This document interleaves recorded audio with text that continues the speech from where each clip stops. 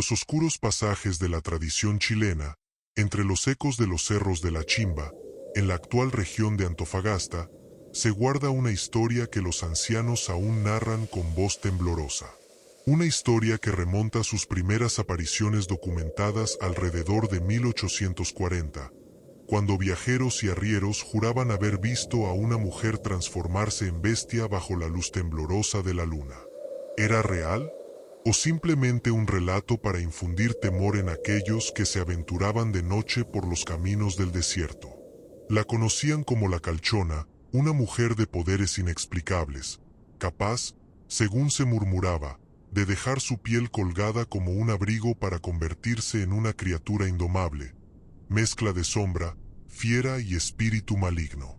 Los registros de la época, especialmente los relatos recopilados por cronistas en San Pedro de Atacama, hablan de desapariciones, de huellas inexplicables encontradas cerca del río Loa, y de un miedo creciente que se extendía por los pueblos del norte. Dicen que vivía alejada, casi recluida, en una choza a medio camino entre Mejillones y Antofagasta, donde la arena, el viento y la soledad eran sus únicos testigos. Sin embargo, algunos juraban haber visto luces que danzaban alrededor de su casa, como si fuerzas invisibles la rodearan. ¿Era simple brujería? ¿O algo más antiguo, más profundo, quizá heredado de los rituales prehispánicos que aún vibraban en el desierto? Pero la leyenda no comienza con miedo. Empieza con una familia. La Calchona, antes de ser un monstruo temido, fue madre de dos pequeños que observaban todo con ojos curiosos. Ellos, sin saberlo, serían la clave de todo, y el motivo de una tragedia que aún resuena. La siguiente parte de esta historia nos conducirá, inevitablemente, hacia el instante exacto en que estos niños descubrieron el secreto prohibido de su madre, ese que jamás debió ser revelado. Un momento que cambiaría su destino y el de toda la región. Los niños de la Calchona, Mateo y Isidora, crecían en un ambiente extraño, marcado por silencios prolongados y rituales que su madre intentaba ocultar como si temiera que el viento mismo los llevara a oídos prohibidos. Y, sin embargo, todo cambió una noche de 1842, cuando el desierto parecía contener la respiración. La Calchona había salido, como siempre, después del crepúsculo. Los pequeños, intrigados por la rutina nocturna de su madre, decidieron seguirla en secreto, avanzando entre matorrales secos que crujían bajo sus pies. Fue cerca de una formación rocosa conocida como La Portada, un sitio donde muchos aseguraban que las energías del desierto se acumulaban, donde la vieron detenerse. Desde su escondite, vieron como su madre extendía un manto de piel humana, su propia piel, sobre una roca lisa.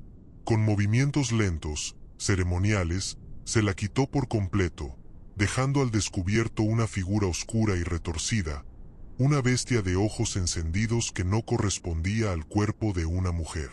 Los niños, paralizados por el terror, apenas podían creer lo que veían. ¿Cómo era posible que su madre, la misma que les cantaba por las noches, fuese capaz de transformarse en semejante criatura? La bestia, su madre, se perdió entre las sombras del desierto, dejando atrás la piel vacía. Mateo, tembloroso, fue el primero en hablar. Tenemos que esconder esto, antes de que regrese. Isidora dudó. ¿Era correcto tocar lo que claramente pertenecía a un ritual prohibido? ¿Y qué consecuencias tendría? Pero el miedo pudo más, y entre ambos arrastraron la piel hacia su casa, ocultándola bajo el piso de madera, sin imaginar que su decisión provocaría un giro irreversible. Al amanecer, la criatura regresó, cansada, herida, buscando desesperadamente su piel para volver a ser humana. Pero no la encontró. Dicen que sus aullidos se escucharon hasta los bordes del desierto de Atacama, y que los animales huyeron despavoridos. Y así, sin su piel, la Calchona quedó atrapada en aquella forma monstruosa, mientras los niños, incapaces de medir su error, observaban desde la pequeña ventana. Cuando los primeros rayos del sol acariciaron las arenas del norte, todo parecía normal, excepto por un detalle que jamás olvidarían los habitantes de la región. Aquel amanecer no hubo cantos de aves ni brisa suave. Solo un silencio denso, inquietante, como si el desierto mismo hubiese despertado con miedo. La calchona, convertida en bestia, recorrió la zona a pasos torpes, tratando desesperadamente de reconocer su propio hogar. Sus garras se hundían en la tierra, sus ojos ardían de furia y desolación. La criatura, a pesar de su apariencia salvaje, lloraba. Algunos arrieros que pasaban por un sendero cercano, rumbo al camino del Inca, juraron que aquellos lamentos no eran de animal, sino de un alma humana atrapada sin remedio. ¿Puede el dolor de una madre alterar la energía de un territorio entero? Mateo e Isidora, desde dentro de la choza, observaban en silencio. Cada golpe de la criatura contra la puerta hacía temblar las paredes. Aquella ya no era su madre, ¿o sí? ¿Qué era lo que realmente estaban escuchando? ¿Súplicas? ¿Amenazas? ¿Un intento desesperado de volver a entrar en su vida? El miedo se transformó en culpa cuando Isidora, con la voz quebrada, murmuró: «Si no le devolvemos su piel, ¿qué será de ella?». Pero ya era tarde. Los vecinos de la zona, pastores de la Negra, mineros de caracoles y comerciantes que viajaban hacia Copiapó, comenzaron a hablar. Se decía que una criatura horrenda merodeaba las noches, atacando corrales, persiguiendo viajeros y dejando marcas profundas en la arena, marcas que nadie podía identificar. Se hablaba de la bestia del norte. Y en medio de aquel caos, alguien descubrió la verdad. La criatura parecía ir siempre hacia la misma choza, como si algo la atara a ese lugar. ¿Qué oscuro secreto estaba ocultando la familia? ¿Quién era realmente esa mujer que vivía apartada y por qué una fuerza sobrenatural la reclamaba? Fue entonces cuando los rumores comenzaron a transformarse en miedo colectivo. Y el miedo, como bien sabe la historia, es el combustible de las decisiones más peligrosas. El rumor se extendió con rapidez por los poblados del desierto. En Taltal, Mejillones y hasta en los rincones más alejados de San Pedro de Atacama, la historia de una criatura nocturna comenzó a ser contada entre susurros. Se hablaba de un ser que no temía a los perros, que dejaba huellas demasiado grandes para ser de un puma, demasiado profundas para pertenecer a un humano, y demasiado rápidas para cualquier animal conocido. Una de las primeras víctimas en describirla fue Juan de la Ribera, un arriero cuyos relatos quedaron posteriormente registrados en anotaciones locales de 1843. Él aseguraba que, mientras descansaba cerca del río Loa, vio acercarse a una figura encorvada. No caminaba, se deslizaba, relató, y sus ojos eran como brasas encendidas. ¿Qué criatura podía cruzar un terreno pedregoso sin dejar rastro alguno más que un olor a humedad y sal? ¿Y por qué, según Rivera, parecía murmurar palabras humanas mezcladas con gruñidos? A causa del miedo, las noches se volvieron más cortas. Los habitantes evitaban salir después del atardecer, y muchos comenzaron a dejar ofrendas en las entradas de sus hogares. Sal, hierbas del desierto y pequeños amuletos de cobre forjados en caracoles. Todos esperaban apaciguar a la bestia, sin saber que la criatura no buscaba comida ni almas, sino su propia piel. Los pocos que vivían cerca de la choza de la Calchona empezaron a sospechar que los niños escondían algo. Nadie podía entender por qué la criatura siempre rondaba ese lugar, arañando las paredes o emitiendo gemidos dolorosos que helaban la sangre. Mateo e Isidora, acorralados por la culpa y la desconfianza del pueblo, decidieron revelar el secreto a un hombre en quien confiaban, don Melitón Araya, un anciano curandero que conocía antiguos rituales atacameños. Al escuchar la historia, don Melitón palideció. «No es una simple bruja», dijo. «Es una transmutada. Si no recupera su piel antes del próximo ciclo lunar, quedará atrapada para siempre, y el desierto se volverá su dominio. Pero el anciano aún no revelaba lo peor, que el ciclo lunar estaba a punto de cerrarse, y que lo que ocurriría esa noche decidiría el destino no solo de la criatura, sino de toda la región. Mateo e Isidora apenas podían comprender el peso de las palabras de don Melitón. El anciano, con su bastón de algarrobo y su mirada cansada, les explicó que la transformación de su madre no era un simple acto de brujería, sino un rito ancestral conocido solo por unas pocas familias atacameñas que guardaban secretos milenarios desde antes de la llegada de los españoles. El cuerpo y el espíritu deben reencontrarse antes de que la luna desaparezca, dijo, señalando el cielo rojizo del atardecer. Esta noche es la última. Los niños sintieron un nudo en la garganta. La luna menguante ya asomaba débil en el firmamento, como un hilo de plata a punto de romperse. ¿Cómo devolver la piel sin despertar a la criatura? ¿Cómo lograr que su madre volviera a ser humana si ya casi no reconocían en ella nada más que un monstruo desesperado? Don Melitón los llevó a su choza, ubicada cerca de la Illú de Soule, un lugar donde se decía que las energías de la tierra eran más fuertes. Allí abrió un viejo cofre de madera labrada y sacó un pequeño cuenco de piedra. Este es un pucará, explicó. Con él podremos realizar el rito de restauración. Pero necesitamos la piel, y traerla aquí sin que la criatura los alcance será casi imposible. En ese momento, un rugido lejano sacudió las paredes de la choza. Los tres miraron en la misma dirección. La calchona estaba cerca, demasiado cerca. Su instinto la guiaba hacia sus hijos, su dolor hacia su piel perdida. Los niños, con el corazón latiéndoles como tambores, sabían que su error había desatado algo que ya no podían ignorar.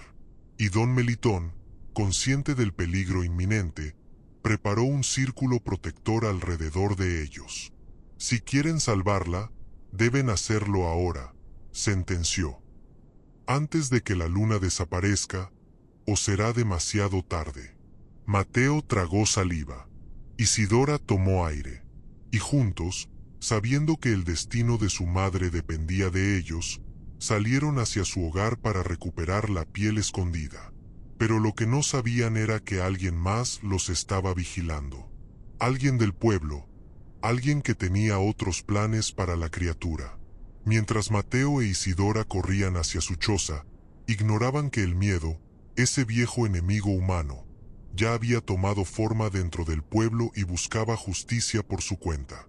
En la plaza de Mejillones, iluminados apenas por antorchas temblorosas, un grupo de vecinos se reunió, encabezados por Tomás Bermejo, un minero conocido por su carácter impulsivo y su rencor hacia todo lo que no podía comprender. «Esa criatura no es humana», gritaba. «Debemos cazarla antes de que ataque a uno de los nuestros». Los murmullos crecieron. Algunos aseguraban que había sido vista cerca del camino de la Chimba, otros que la vieron rondando corrales y dejando animales sin vida. ¿Era verdad? ¿O el miedo colectivo convertía sombras en monstruos? Aún así, Bermejo insistió. Esa bruja ha traído desgracia al desierto. No esperemos a que sea demasiado tarde. Sin saberlo, el grupo se adentró en la noche siguiendo rastros que apenas entendían. Marcas profundas en la tierra, mechones de pelo oscuro y un olor extraño que se perdía en el viento. Caminaban con antorchas, cuerdas y viejos rifles. En sus ojos brillaba la mezcla peligrosa de ignorancia y pánico. Mientras tanto, Mateo e Isidora llegaron a su choza. La piel seguía ahí, oculta bajo la tabla del piso. Pero justo cuando la levantaron, un estruendo sacudió la casa. La calchona estaba afuera. La criatura los había seguido. Sus ojos brillaban con dolor, no con furia.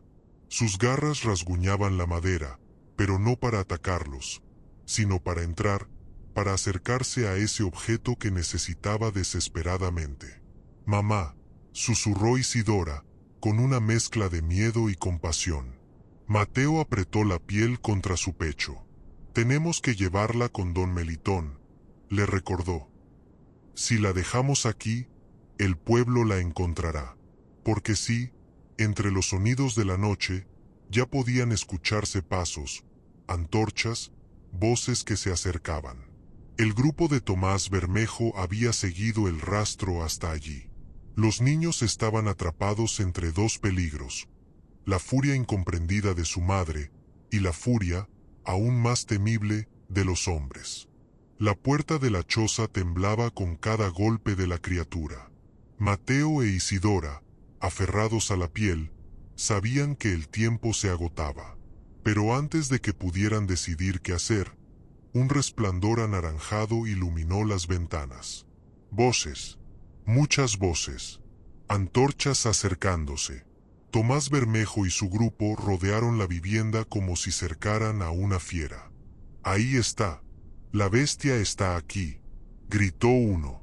Cierren las salidas, ordenó otro. Los niños escuchaban el crujir de la arena bajo los pasos apresurados, el choque de los rifles contra las rocas y el murmullo de miedo disfrazado de valentía. La criatura, sintiendo la amenaza, gruñó con desesperación.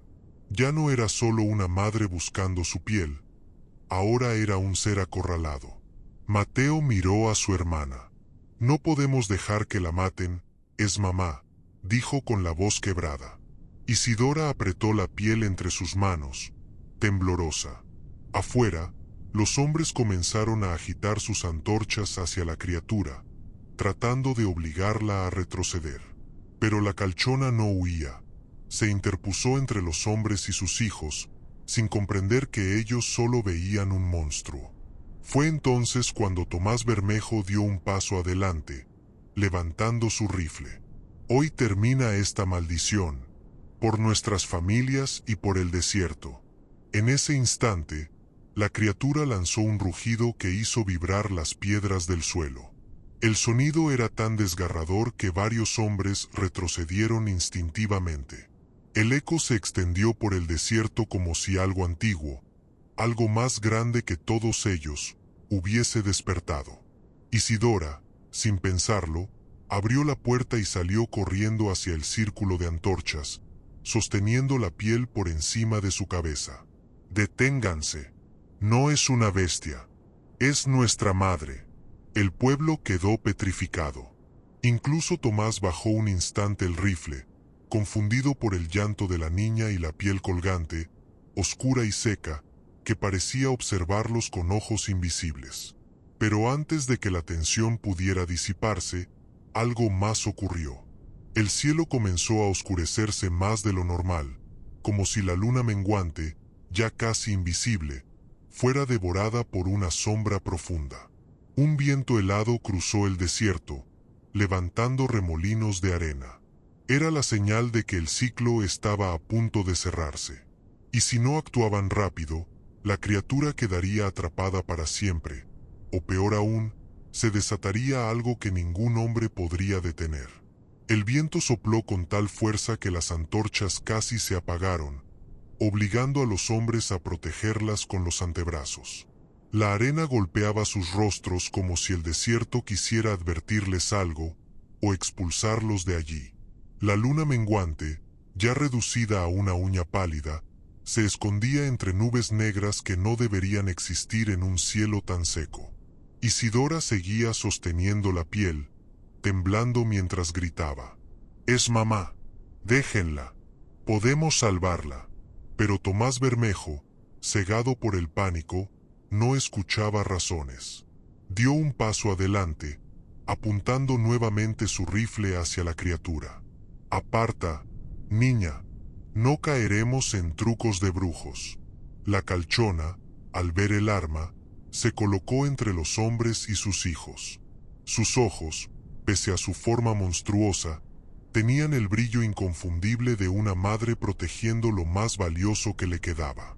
Un gruñido profundo emergió de su garganta, mezclado con un quejido que sonaba humano.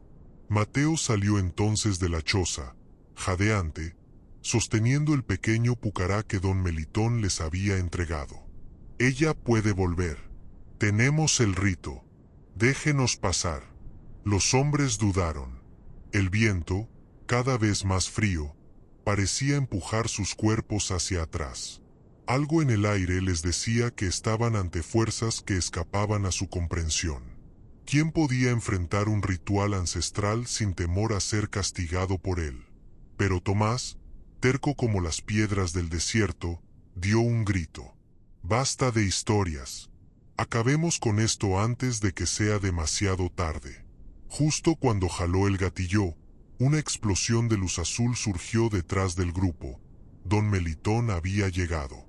El anciano caminaba apoyado en su bastón, rodeado por un aura tenue que parecía bailar como fuego frío. «Insensatos», bramó. «Si la hieren, desatarán la furia de la tierra.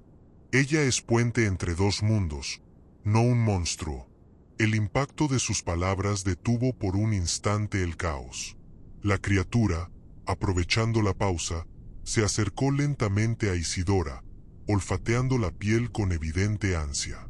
La niña la sostuvo firme, como si temiera que el viento se la llevara. Don Melitón levantó el pucará y lo observó ante la casi inexistente luz lunar. «Queda muy poco», murmuró. «Cuando la luna desaparezca por completo, el vínculo se romperá. Si no hacemos el rito ahora, jamás volverá a ser humana». Los niños se miraron. El pueblo los miró. La criatura, inmóvil, aguardaba. La decisión debía tomarse ya. Luchar contra la bestia o permitirle volver a ser mujer. Y la luna, delgada como un suspiro, estaba a punto de morir. El silencio cayó de golpe sobre el desierto. Incluso el viento, que momentos antes rugía como un animal herido, se detuvo de manera inquietante.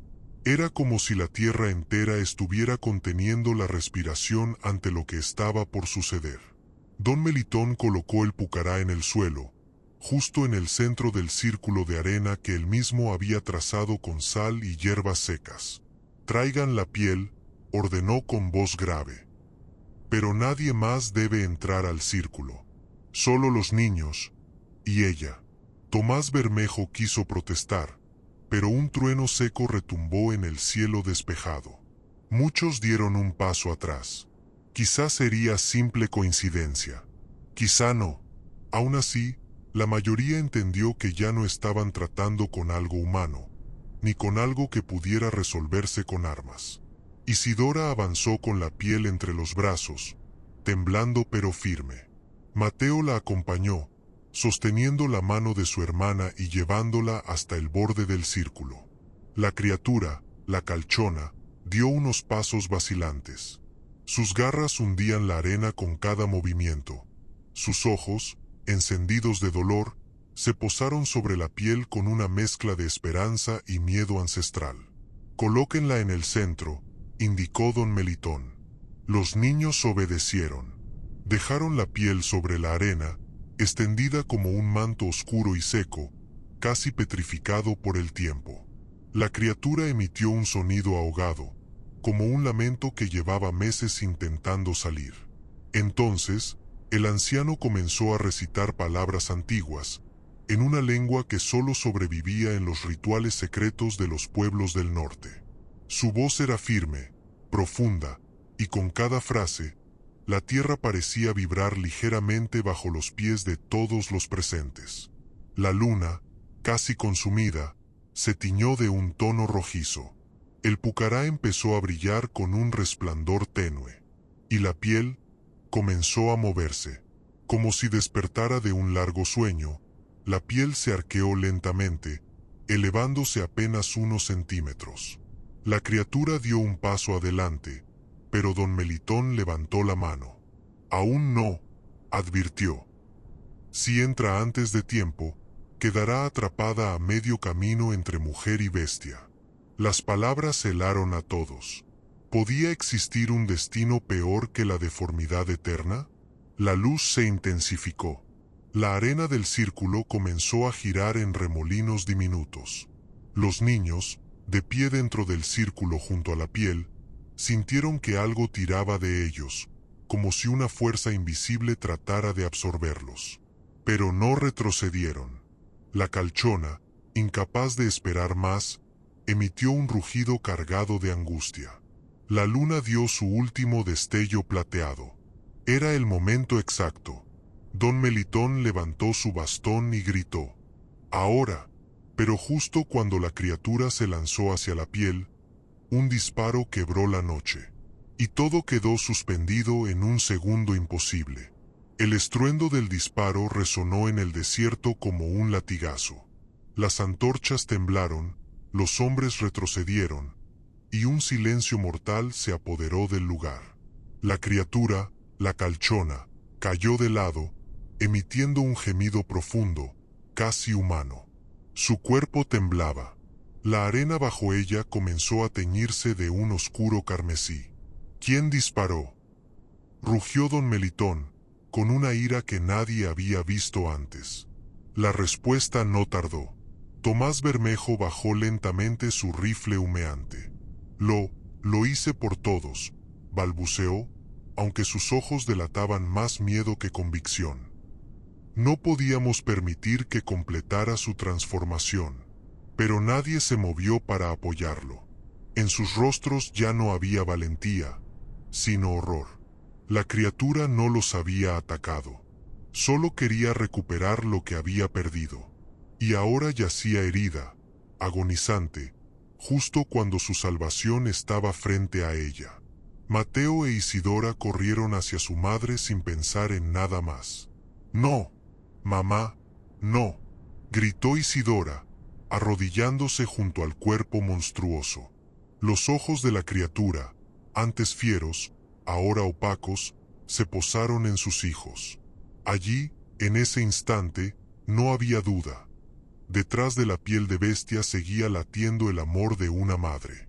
Don Melitón, con movimientos urgentes, se acercó a la criatura. Todavía puede salvarse», murmuró, aunque su voz temblaba. «Rápido, ayúdenla a entrar en la piel». Los niños, llorando, intentaron moverla, pero el cuerpo era pesado y el tiempo era cruel. La luna, apenas visible, estaba a segundos de desaparecer. La criatura extendió una garra temblorosa hacia la piel. Solo uno de sus dedos tocó el borde. Y entonces, ocurrió lo inesperado. El círculo de arena brilló con una luz intensa, como si el desierto entero se encendiera desde abajo. La piel se elevó violentamente, impulsada por una fuerza que nadie podía controlar. Las hierbas, la sal y el pucará vibraron como si fueran a estallar. Isidora gritó. Mateo trató de sujetar la piel, pero una brisa abrasadora lo empujó hacia atrás. Don Melitón levantó el bastón para contener la energía, pero incluso él fue repelido. La luna finalmente se apagó. Un segundo de oscuridad absoluta dominó el cielo. Y en ese preciso instante, la luz del ritual se expandió como una ola, envolviendo a la criatura y a los dos niños. Los hombres, aterrados, dieron varios pasos atrás. La luz estalló, y luego, todo quedó en silencio. La explosión luminosa se disipó con lentitud, como si la noche misma estuviera digiriendo su propio resplandor. Un humo blanco, espeso y frío, cubrió el círculo ritual. Nadie se atrevía a moverse. Ni siquiera el viento se atrevía a tocar aquel espacio sagrado. «¿Mateo? ¿Isidora?», susurró don Melitón, temblando. Los hombres del pueblo se miraban entre sí, incapaces de comprender lo que acababa de ocurrir. Los rifles colgaban de sus manos como si hubieran perdido su propósito. Algunos incluso dejaron caer las antorchas, que se apagaron en la arena sin quemar nada. El anciano dio un paso dentro del círculo, ignorando el dolor en sus rodillas. El humo comenzó a disiparse, y entonces los vio. Primero, una figura humana tendida en el suelo. Después, dos cuerpos pequeños a su lado, desmayados, respirando apenas. Un murmullo de sorpresa se elevó entre los presentes. La criatura monstruosa ya no estaba. En su lugar, completamente desnuda y envuelta en la piel recién adherida a su cuerpo, yacía una mujer de unos 30 años, delgada, pálida, con los cabellos oscuros pegados al rostro. Sus ojos cerrados temblaban como si luchara por despertar. Era ella, humanamente ella, la mujer que alguna vez recorrió los caminos de la chimba. La madre que hacía meses había desaparecido bajo la forma de una bestia. La calchona había vuelto, pero no sin consecuencias. La piel había sanado apenas, dejando marcas rojizas que parecían quemaduras. El pecho se le movía con dificultad, y, pese a su forma humana, algo en ella seguía perteneciendo al otro mundo. Un brillo tenue permanecía en su piel, como si el ritual no hubiera terminado del todo. Don Melitón se arrodilló junto a los niños. Estaban vivos, exhaustos, pero vivos. Los tomó de los hombros y los acercó a su madre. Cuando las manos pequeñas tocaron el rostro de ella, sus ojos se abrieron. Negros, profundos, humanos, pero con un destello que recordaba a la criatura. «Hijos», susurró, con una voz quebrada y ronca. «Perdónenme». Las lágrimas de Isidora cayeron sobre ella. Mateo sostenía su mano con fuerza, temiendo que ese momento se desvaneciera como un espejismo del desierto. Pero mientras la familia se reencontraba, los hombres del pueblo permanecían inmóviles, incapaces de decidir si lo que veían era un milagro o una advertencia. Y don Melitón, con la mirada clavada en el cielo oscuro, comprendió que el destino aún no había cerrado su ciclo. Porque cuando la luna reapareciera, aunque fuera una fina línea de luz, algo más ocurriría. Algo que nadie estaba preparado para enfrentar. El eco del llanto de Ramón quedó suspendido en el aire, como si hubiese roto, de una vez por todas, la frontera entre lo humano y lo imposible. Y aunque muchos aseguran que el espíritu de la calchona nunca logró volver por completo a su cuerpo, otros sostienen que esa noche, en 1897, en el barrio La Chimba de Santiago, algo regresó, pero no del todo. Dicen los vecinos más antiguos que, desde aquel suceso, comenzaron a escucharse por las madrugadas pasos que no eran pasos, respiraciones que no eran humanas, y una sombra que se arrastraba por entre las calles empedradas. Una sombra que buscaba, ¿pero qué buscaba exactamente? ¿A sus hijos o su piel? Lo cierto es que al año siguiente, 1898, el pequeño Ramón fue visto por última vez cerca del antiguo puente que conectaba la Chimba con el centro de la ciudad. Su familia lo lloró, la policía lo buscó, pero nadie logró encontrar rastro alguno. Solo un puñado de vecinos afirmó ver, la noche previa a su desaparición, la figura borrosa de una mujer descalza, de cabello enmarañado, cruzando el río con un bulto entre los brazos. ¿Era la calchona o algo más que la calchona? Y he aquí el mayor enigma. Según los registros del Servicio Médico Municipal, una semana después fue descubierta, enterrada a medias bajo la tierra húmeda, lo que parecía ser una piel humana completa, como una prenda abandonada. Estaba seca, sin sangre, sin marca de violencia, como si hubiese sido vacía desde adentro.